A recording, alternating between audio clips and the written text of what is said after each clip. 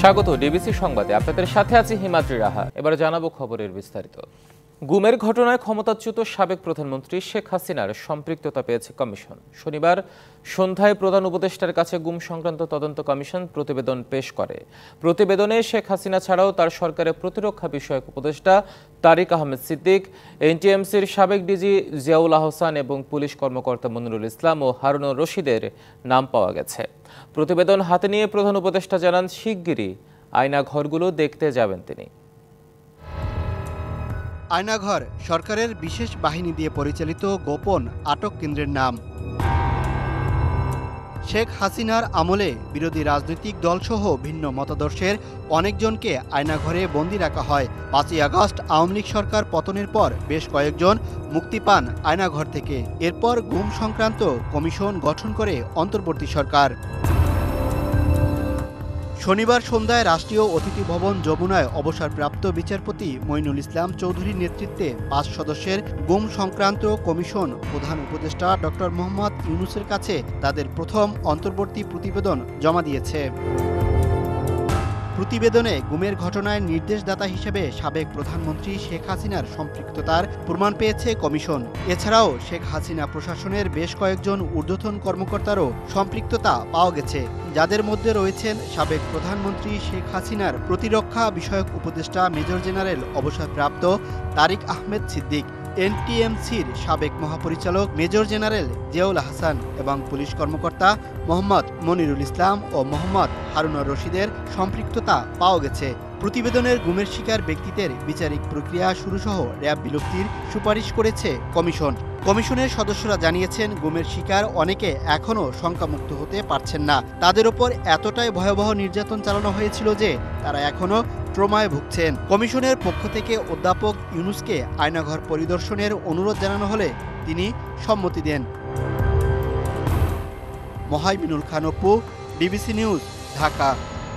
এসালম, বসুন্ধরা, বেক্সিমকো, সামেজ, ওরিয়ন গ্রুপ সহ দেশের অন্যতম শীর্ষ 10 ব্যবসায়ী গ্রুপের অর্থ পাচারের অভিযোগে দুদক, এনবিআর, সিআইডির সমন্বয়ে গঠন হয়েছে যৌথ অনুসন্ধান তদন্ত দল। যে দলটি পাচারের অর্থ ফেরাতে কাজ করবে। অ্যাটর্নি জেনারেল অফিস এই যৌথ দলকে প্রয়োজনীয় আইনি সহায়তা দেবে। কার্যালয় হবে বিএফআই বা বাংলাদেশ ব্যাংকে।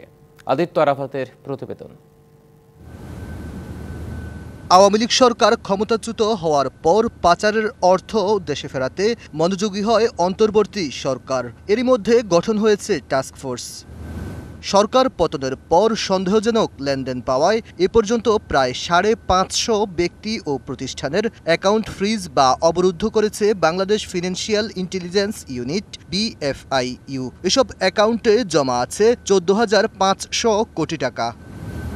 BFIUর তথ্য বলছে, দেশের অ্যাকাউন্টে সন্দেহজনক লেনদেনের পাশাপাশি সাবেক মন্ত্রী, এমপি, রাজনৈতিক ব্যক্তি ছাড়াও ব্যবসায়ীদের একটি অংশের বিদেশে বিপুল সম্পদের খোঁজ পাওয়া গেছে।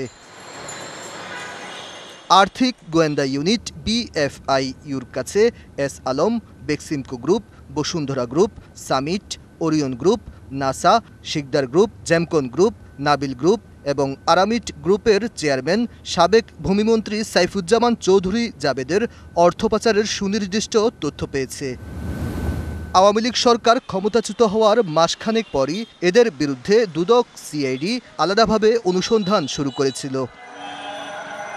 সম্প্রতি গুরুত্ব বিবেচনা করে দুদক, সিআইডি এবং এনবিআরের সমন্বিত যৌথ অনুসন্ধান তদন্ত টিম গঠন করে দেয় অর্থ মন্ত্রণালয়ের আর্থিক প্রতিষ্ঠান বিভাগ। এই টিমের কার্যপরিধিও ঠিক করেছে মন্ত্রণালয়। তাতে বলা হয়েছে, অ্যাটর্নি জেনারেল অফিস যৌথ দলকে আইনি সহায়তা দিবেন। তদন্তের গোপনীয়তা রক্ষা করে এই টিম পাচারের অর্থ দেশে ফেরাতে গঠিত টাস্কফোর্স এবং BFIUকে তথ্য সরবরাহ করবেন। এ যৌথ দলের কার্যালয় BFIU বা বাংলাদেশ ব্যাংকের নির্ধারিত নিরাপদ স্থানে হবে। টিআইবি মনে করে, পাচারের অর্থ দেশে ফেরানো কঠিন হলেও সমন্বিত উদ্যোগে সম্ভব হতে পারে। এটা একটা দীর্ঘ প্রক্রিয়ার বিষয় এবং সেইখানেই যে পারস্পরিক আইনি সহযোগিতার বিষয়টা আছে। ওইসব দেশের এখন বাংলাদেশের বর্তমান প্রেক্ষিতে এক ধরনের সহমর্মিতা আছে, আমাদের আন্দোলনের প্রতি একটা শ্রদ্ধাবোধ আছে, অন্তর্বর্তীকালীন সরকারের প্রতি সহযোগিতার মনোভাব আছে। এই সুযোগটা নেওয়া সম্ভব যার মাধ্যমে যে দীর্ঘ প্রক্রিয়াটাকে একটু টেলিস্কোপিং করে একটা ত্বরান্বিত করা সম্ভব হতে পারে। যৌথ তদন্ত দল গঠনের বিষয়ে তদন্ত সংশ্লিষ্ট কোনো সংস্থার দায়িত্বশীল কেউ ক্যামেরার সামনে কথা বলতে রাজি হননি। স্বাধীনতার পর থেকে কম বেশি অর্থ পাচার হয়েছে বিদেশে। অন্তর্বর্তীকালীন সরকারের শ্বেতপত্র প্রণয়ন কমিটির তথ্য বলছে গত 15 বছরে সবচেয়ে বেশি অর্থ পাচার হয়েছে। 234 বিলিয়ন মার্কিন ডলার পাচার হয়েছে এই সময়ে। এই অর্থ দেশে ফেরানোকে বড় চ্যালেঞ্জ হিসেবে দেখছে সরকার। Aditya Rafat, DBC news, Dhaka. বাংলার লাখো শহীদ ও শতাধিক মায়ের ত্যাগের সঙ্গে মিশে আছে স্বাধীনতার ইতিহাস এবং বিজয়ের আনন্দ। 1971 সালে 9 মাস রক্তক্ষয়ী যুদ্ধে বাংলার শোষিত মানুষ পেয়েছিল নতুন ভূখণ্ড। আসে বিজয়ের আনন্দ। সেই পথ ধরে প্রতি বছর ডিসেম্বরে আসে উৎসবের বারতা নিয়ে। 54 বছর আগে অবসান হয় 24 বছরের পাকিস্তানি দুঃশাসনের। শোষণের জাতাকলে নিষ্পেষিত বাঙালি প্রথমবার পায় স্বাধীন দেশে মুক্তির স্বাদ। 24-এর গণঅভ্যুত্থানের সাথে বিজয়ের মাস এবার মিশে গেছে একই মোহনায়, বিশেষ তাৎপর্য বহন করে মানুষের হৃদয়ে। বিজয়ের মাসকে সামনে রেখে রাজধানী ঢাকার পথে ঘাটে মিলছে জাতীয় পতাকার দেখা। ক্রেতা ও বিক্রেতার সমাগম দেখা যাচ্ছে পতাকা ফেরির কাছে। ছোট বড় সবাই কিনছেন বিজয় অর্জিত লাল সবুজ পতাকা। বিজয়ের মাস, এই জন্য আমরা পতাকা কিনেছি। মন বিজয় দিবস আমার বাইকের সামনে দিয়ে লাগাবো, ভালো দেখা যাবে এটার জন্য। 24 ও 71-এর অনন্ত বিজয় প্রতিদিন পালন করতে অনেকেই প্রতিনিয়ত লাল সবুজ রঙে নিজেকে সাজিয়ে নিচ্ছেন। কেউ বা মাথায় লাল সবুজের পতাকা জড়িয়ে বিজয় আবরণে জড়াচ্ছেন নিজেকে। বিজয় অর্জনটা আসলে প্রত্যেক দিনের একটা প্র্যাকটিস এবং এটার একটা চর্চা থাকা উচিত, যাতে করে 100 বছর পরেও আপনার মনে হবে আপনি বিজয়ী। আমার কাছে, আমার পরিবারের কাছে প্রতিটি দিনেই বিজয় দিবস। বাবা মাকে সাথে নিয়ে ছোটরাও বিজয়ের মাসকে স্মরণে ব্যস্ত। মজা লাগে। ঘুরতে কেমন লাগে? মজা। 2 দিবসকে সামনে রেখে জমজমাট হয়ে উঠেছে সোহরাওয়ার্দী উদ্যানের ছোট ছোট দোকানগুলো। আসে ঘুরতে আসে, অনেক দূরে দূরে থেকে মানুষ আসে, কেনা বেচা অনেক ভালো। এই দিবসগুলো বেচা কেনা একটু ভালো হয়, লোকজন ফ্রি থাকে, একটু আসে বেশি। ঠিক, যে কোনো দিবসেই ফুলের গুরুত্বটা থাকে অন্যরকম। এবারও তার ব্যতিক্রম নয়। বুদ্ধিজীবী দিবস ও বিজয় দিবসের জন্য ফুলের দোকানেও ভিড় দেখা যায়। বুদ্ধিজীবী দিবস ও 16 ডিসেম্বর আমাদের ব্যবসা বাণিজ্য মোটামুটি ভালোই যাচ্ছে। লাস্ট ইয়ারে এমন অর্ডার পাই নাই, এখন আশাবাদী। শাহবাগে সব ধরনের ফুল পাওয়া যায়, এই জন্য এখানে আসা। বিজয় এমন এক আনন্দ যা সবার মাঝে নতুন রং এনে দেয়, আর সেই রঙেই রঙিন হয় দেশ এবং দেশের প্রতিটি নাগরিক। শুধুমাত্র পতাকার লাল সবুজ রঙেই নয়, রংধনুর 7 রঙের সাথেই চলে বিজয় উদযাপনের প্রস্তুতি। Manjuma Afroz Nilima, DBC news, Dhaka. মহান বিজয় দিবস উদযাপন উপলক্ষে নতুন করে সাজানো হয়েছে জাতীয় স্মৃতিসৌধ। সব ধরনের সংস্কার সহ শেষ হয়েছে সৌন্দর্য বর্ধনের কাজ।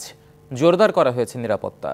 রাজনৈতিক পট পরিবর্তনের পর এক ভিন্ন প্রেক্ষাপট উদযাপিত হতে যাচ্ছে এবারের বিজয় দিবস। মহান বিজয় দিবসে জাতীয় স্মৃতিসৌধে জাতির সূর্য সন্তানদের শ্রদ্ধা জানাবেন রাষ্ট্রপতি, প্রধান উপদেষ্টা, রাজনীতিবিদ ও কূটনীতিক সহ বিশিষ্টজনেরা। এরপরই সৌধ প্রাঙ্গণ উন্মুক্ত করে দেয়া হবে সর্বসাধারণের জন্য। শ্রদ্ধা, ভালোবাসা আর ফুলে ফুলে ভরে উঠবে শহীদ বেদি। প্রতি বছরের মতো এসব দিক মাথায় রেখে নেওয়া হয়েছে নানা প্রস্তুতি। শেষ হয়েছে সংস্কার সহ রং তুলির কাজ। বাহারি রঙের ফুলে নতুন করে সেজেছে জাতীয় স্মৃতিসৌধ। প্রায় 1.5 মাস ধরে অর্ধশতাধিক কর্মী শ্রম দিয়ে সাজিয়ে তুলেছেন 108 একর আয়তনের গোটা সৌধ চত্বর। বিজয় দিবস উপলক্ষে আমরা লাইটিং এর কাজ করা হয়, আলোকসজ্জ কাজ চলতেছে প্রায় 1.5 মাস।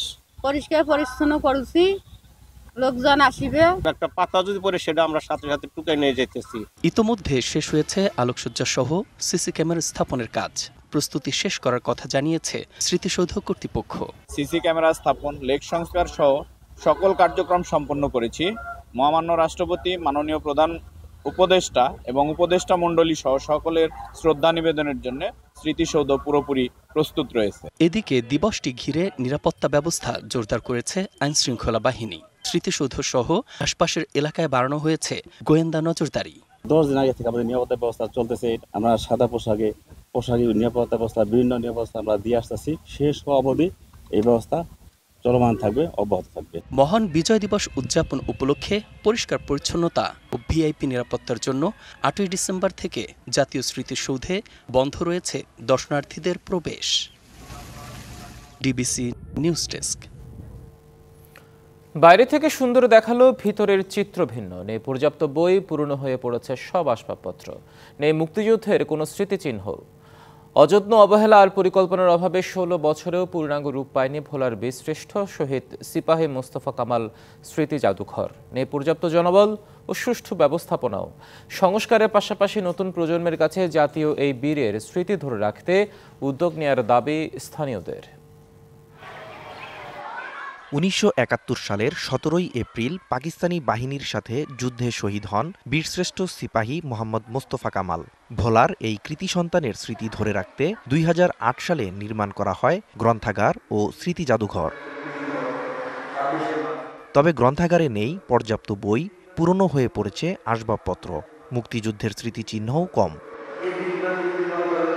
জাদুঘরটি বাইরে থেকে সুন্দর হলেও ভেতরে দেখার মতো তেমন কিছু নেই। জাদুঘরটি যেভাবে পরিচালনা করা দরকার, দেখা দরকার, জাদুঘরে যে বিশিষ্ট মোস্তফা কামালকে যেভাবে মূল্যায়ন করা দরকার সেভাবে এটা হচ্ছে না। জাদুঘরে বীরশ্রেষ্ঠ সিপাহী মোহাম্মদ মোস্তফা কামালের তেমন কোনো নিদর্শন নেই, এমনকি মুক্তিযুদ্ধের কোনো প্রামাণ্যচিত্রও নেই। ফলে শহর থেকে ৪ কিলোমিটার দূরে অবস্থিত সংগ্রহশালাটি দেখতে এসে হতাশ হয়ে ফিরে যান দর্শনার্থীরা। এই জাদুঘরে আসি, কিন্তু এই জাদুঘরের ভিতর চেয়ার টেবিল এবং বই ছাড়া আমরা কিছুই দেখতে পাই না। রাষ্ট্রীয়ভাবে কিংবা ব্যক্তিগত উদ্যোগে তাকে নিয়ে কিছুই করা হয় না। বর্তমানে জাদুঘরটির দেখভালের দায়িত্বে জেলা পরিষদ, কিন্তু রক্ষণাবেক্ষণে নেই পর্যাপ্ত জনবল। তবে শিগগিরই সংকট সমাধানের আশ্বাস জেলা প্রশাসনের।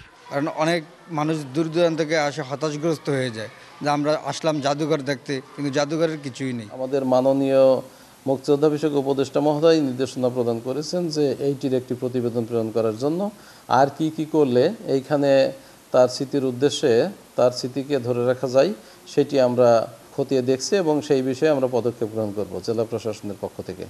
এদিকে জাদুঘরটি সংস্কার ও আধুনিকায়নের পাশাপাশি নতুন প্রজন্মের কাছে বীরশ্রেষ্ঠ সিপাহী মোহাম্মদ মোস্তফা কামালের স্মৃতি তুলে ধরতে বিশেষ দিনগুলোতে স্মরণ সভা করার দাবি স্থানীয়দের। DBC news desk. ঢাকা সফররত পূর্ব তিমুরের প্রেসিডেন্ট হোসে রামোস হোর্তের সাথে দুপুরে প্রধান উপদেষ্টা ডক্টর মোহাম্মদ ইউনূসের বৈঠক শেষে প্রধান উপদেষ্টার তেজগাঁও কার্যালয়ে যৌথ ব্রিফিং করবেন তারা। দুদেশের মধ্যে উচ্চ পর্যায়ের এই বৈঠকে দ্বিপক্ষীয় সম্পর্ক জোরদারে ভিসা অব্যাহতি সংক্রান্ত সহ বেশ কিছু বিষয়ে আলোচনা হওয়ার কথা রয়েছে। পূর্ব তিমুরের প্রেসিডেন্ট শনিবার রাত 10:40 একটি বিশেষ ফ্লাইটে হজরত শাহজালাল আন্তর্জাতিক বিমানবন্দরে পৌঁছান। এই সময় ফুল দিয়ে তাকে অভ্যর্থনা জানান প্রধান উপদেষ্টা ডক্টর ইউনূস। বাংলাদেশে দেশটির রাষ্ট্রপ্রধান পর্যায়ে এটি প্রথম সরকারি সফর।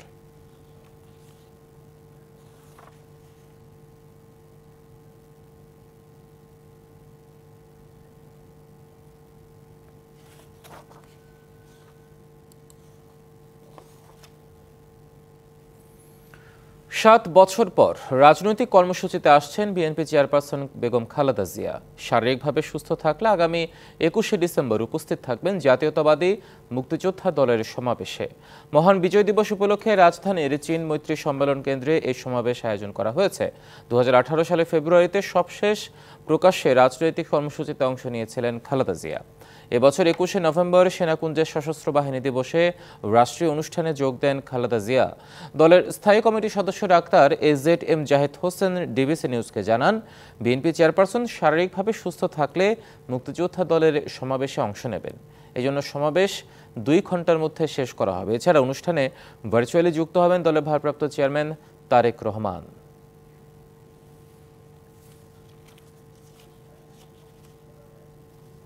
ঢাকার সাথে যোগাযোগ সহজ করতে ঢাকা জয়দেবপুর রুটে ২ জোড়া ট্রেনের উদ্বোধন করেছেন সড়ক পরিবহন ও রেলপথ উপদেষ্টা ফাউজুল কবির খান।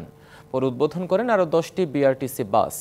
সকালে জয়দেবপুর রেল স্টেশনে পতাকা নাড়িয়ে ২ জোড়া কমিউটার ট্রেনের উদ্বোধন করেন। এ সময় উপদেষ্টা বলেন, যাত্রীদের রেলে যাতায়াত ব্যবস্থা উন্নত করতে আগামী ২৬শে মার্চ থেকে ঢাকা নরসিংদী রোড সহ কয়েকটি স্থানে কমিউটার ট্রেন বাড়ানো হবে।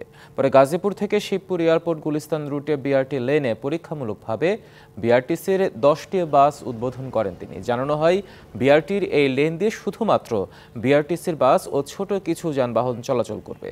এছাড়াও পরবর্তীতে বাসের সংখ্যা বাড়ানো বা কমানো হতে পারে। শীতে খেজুর রস আহরণ যশোরের গ্রামীণ জনপদের প্রতিদিনের দৃশ্য। ব্যস্ত সময় পার করছেন গাছিরা।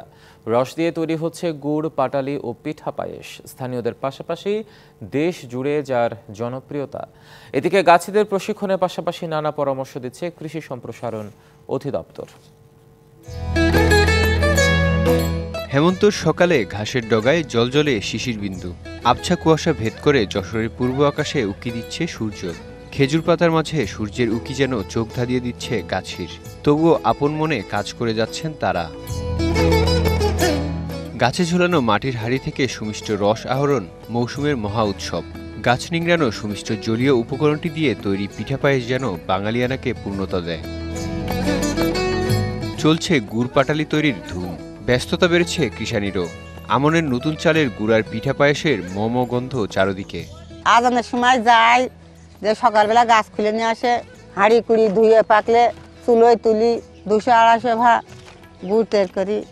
আমার নাচ ছেলেরা এসে, পোতা ছেলেরা বাইরে থাকে, এরা পিঠে খাতে এসে, তাই আমি পিঠে বানাচ্ছি। এই পিঠে তো শহরে পাওয়া যায় না, এজন্য দাদি বাড়ি আসছি পিঠে খাতে।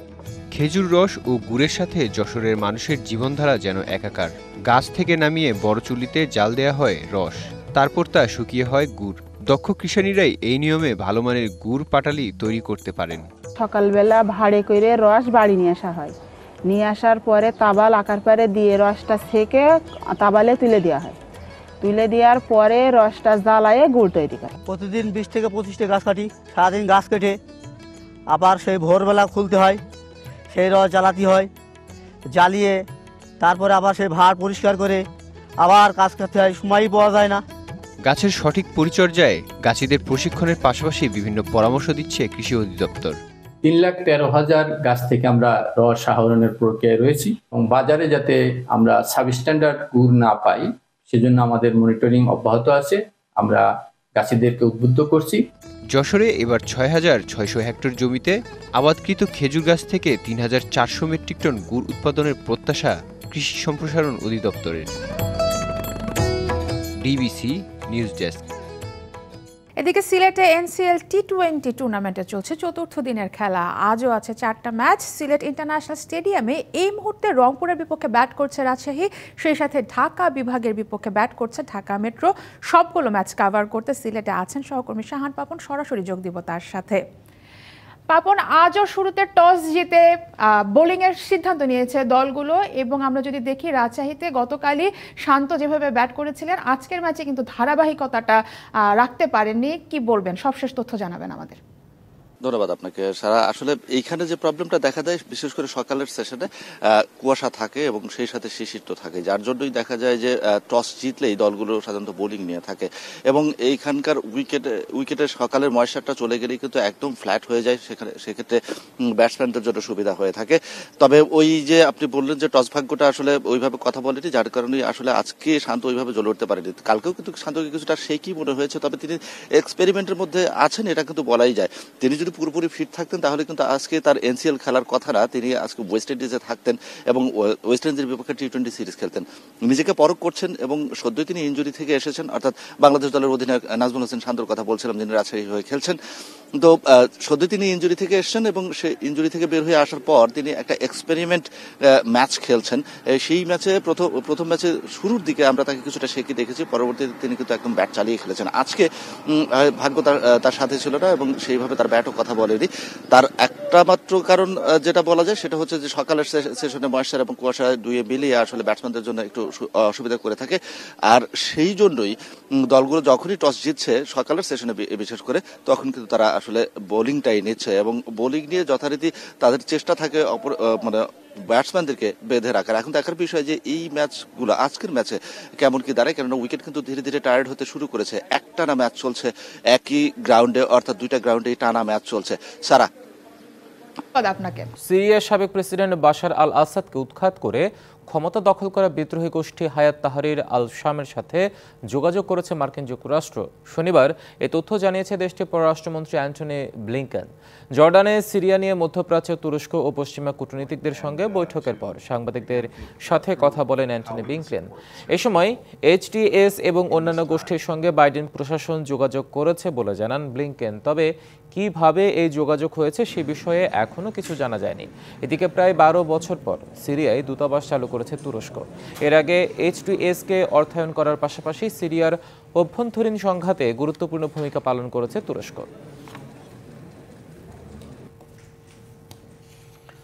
সংবাদ এই ছিল এখনকার মতো। ডিবিসি নিউজের সংবাদগুলো পড়তে ভিজিট করুন dbcnews.tv আর ভিজিট করুন ডিবিসি নিউজের ফেসবুক পেজ এবং ইউটিউব চ্যানেল। সাথে থাকুন।